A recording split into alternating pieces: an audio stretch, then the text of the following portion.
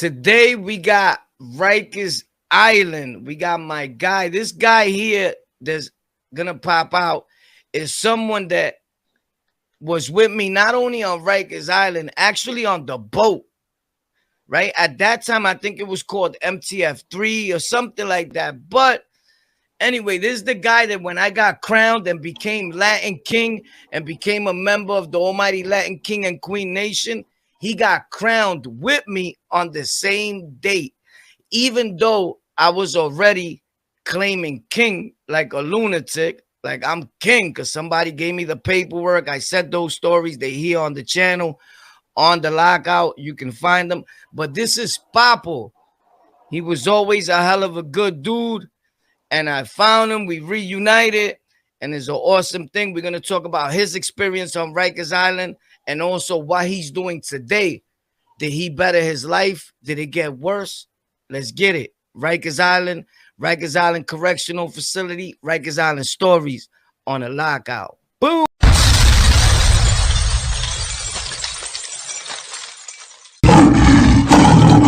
Boom! Papa, what's up? What's up, my brother? How you doing? It's a pleasure. Good. You my guy. It's been a long time.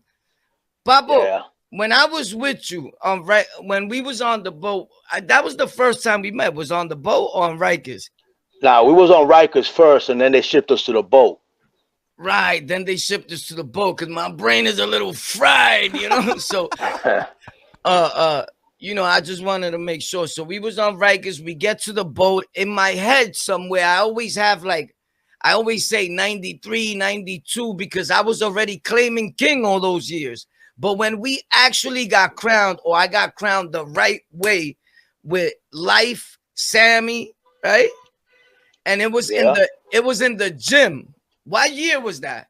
That was towards the beginning of 94. That's what I say, either end of 93 or beginning of 94. Facts. So I always say 93 because in my head I felt like it was still 93. But it was popping. So when you get to the island and you're on your own, you don't meet me yet, you don't meet nobody. Are you shook? Your first time on Rikers, you there? Was it your first time we was? No, well, my first time in Rikers Island when I got locked up was in 1984. At that time, they were calling us Germans. You know what I'm saying? And it wasn't like it wasn't like it was in the 90's, but it quickly metamorphosized to that point real quick because there was a lot of abuse against us. You know, it was the 5%ers, the Muslims. They were running the show at the time. Then go back now to 1986 to the 80's. That's when the brothers all got together, and I don't even have to say the story. Everybody knows what's up. The real knows the real, Right. Then in the 90's, before we met, we walked in, there was a war zone going on. I remember that. It was a Nieta the Kings against the Bloods. Straight up cutting. Straight up cutting. You know what I'm saying? And then I ran into you, and we linked up because they kept putting us in the same dorms and shit. So I guess, shit. Say, yo, the guys are Boricua, you know what I'm saying? I was the only one there too. Right. So, but yeah, you was a wild one, bro. I'll tell you, man. I had to hold you back a few times, bro. We would have been getting some charges, bro. You was on some shit, man. Facts. Yo, this man right here. Yo, bro. One of the things that stand in my mind when people talk about that, right? And like you said, we went through some things.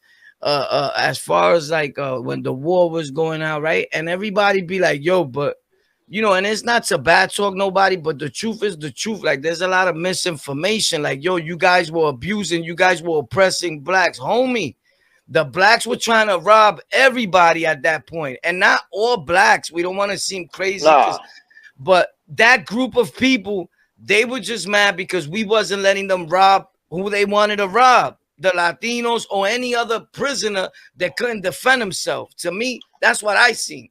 Now that we got bigger in numbers and it got a little out of control, then that also took place in other houses. Now, with me particularly, I didn't see it like super abuse, like racist. Are you kidding me? There was bros that were always black.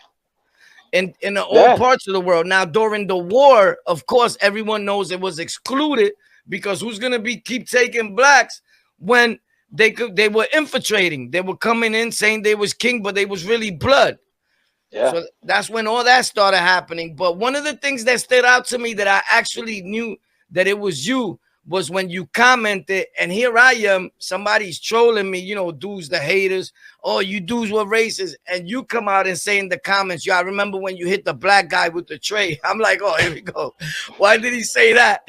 But you remember when I hit him with the tray? I mean, it's no big deal. I remember that shit. It was crazy. It was crazy that day. It don't matter if he was Spanish, whatever. He was getting hit. It didn't matter. I didn't see color. I seen the violation. Yo, listen, I know you fought with 30 years, my bro. And I always see you give it up to anybody the same way, bro. There was nothing sweet about you, my bro. Facts. You know what I'm saying? It could be white, Chinese, whatever. You still came and gave it to him. You know what I'm saying? So, ain't no racism shit. That's just played out, man. I don't even like that word, bro. Yeah. I respect that, though. I respect that. But that day, you know what's so funny? That I said that story to people, and some people probably think like, oh, that's a lie. And I don't even like me and you. I just wanted to have this conversation with you because I can have a million dudes say how I kept it on the island and up north. And I don't like doing that. I feel like I'm showing off, like it's about me.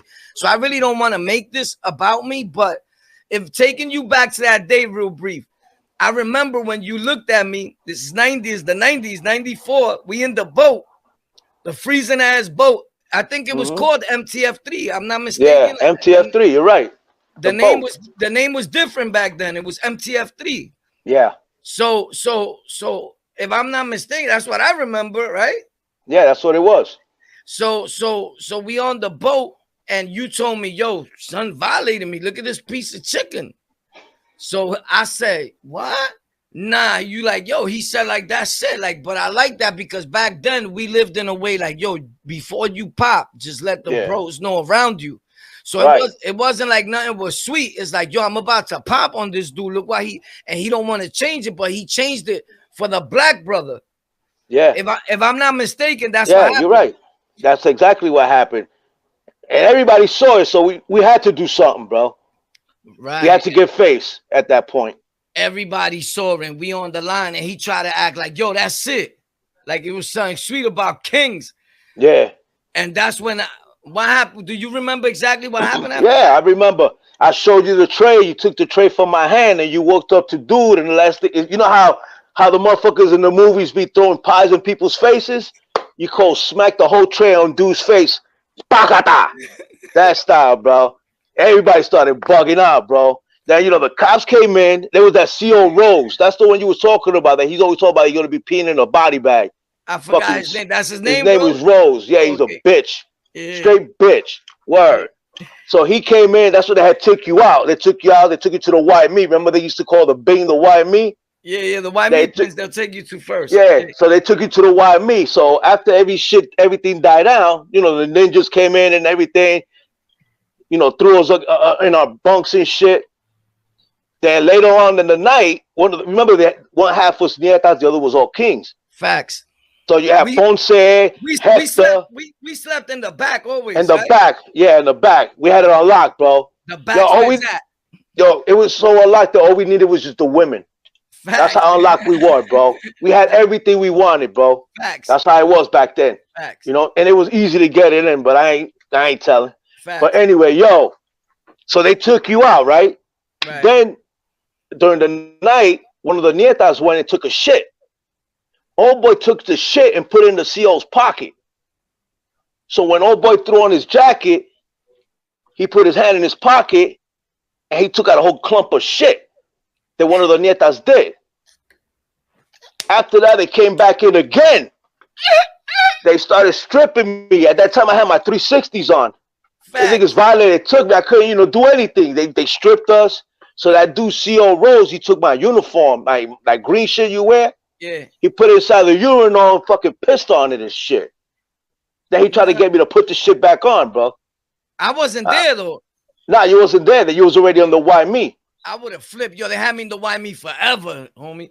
But, yo, all that went down when I left. Like, yup, after you left. Like, it was lit that night. Yeah, it was crazy. Then that dude, it was crazy, bro. At that time, you know, the Nietas and the Kings were getting along, so it was a powerful force at the time. Yeah, yeah, and that, not for nothing. That powerful force, you know, I'm not a glorification of gangs or nation organization at this point, but it got to a point where it's needed again in New York. But go ahead. Yeah, but you know, at that time, it was a different time, bro. Right. It's a different time. Right now, it's everybody got their turn in organizations, gangs. Yeah. Everybody got their turn. You know what I'm saying? I'm still here. I'm still around. I'm always that to like die. Everybody knows that now. Am I glorifying it and enforcing that and trying to recruit people online? I don't do that. I'm a podcaster. I'm doing what I do. But besides that being said, bro, I love all peoples, but my peoples come first. And I think that should be like that with everybody. And they are. Some people just don't word it. You know what I'm saying? Yeah. We love all people, but my people come first, point blank. For sure. So, but that was a crazy night. It's crazy. Yo, he put shit in his thing. Yeah. And the thing was that homeboy, you know, back then, like you said earlier, we always had to let everybody else know what, you know, what we're going to do. So nobody be surprised. Old boy did that on his own without permission from the Nietas. Well, okay, like we did, but we didn't. Like we was able to pop whenever we wanted to. But if we in the same house, like I would let you know, like yo, that's what I'm talking about. Right. That's I know how you mean it, but I just like because some people hear it and be like, yo, that bro's bugging. We didn't have to ask permission. We not Nietas. He's not saying that. What it is, if I'm there and Papo's there, I'm gonna put the bro on point. Right. Point That's blank. it. But we not asking nobody for permission for nothing. We popping, we kings, we different, we move different. Facts. Right.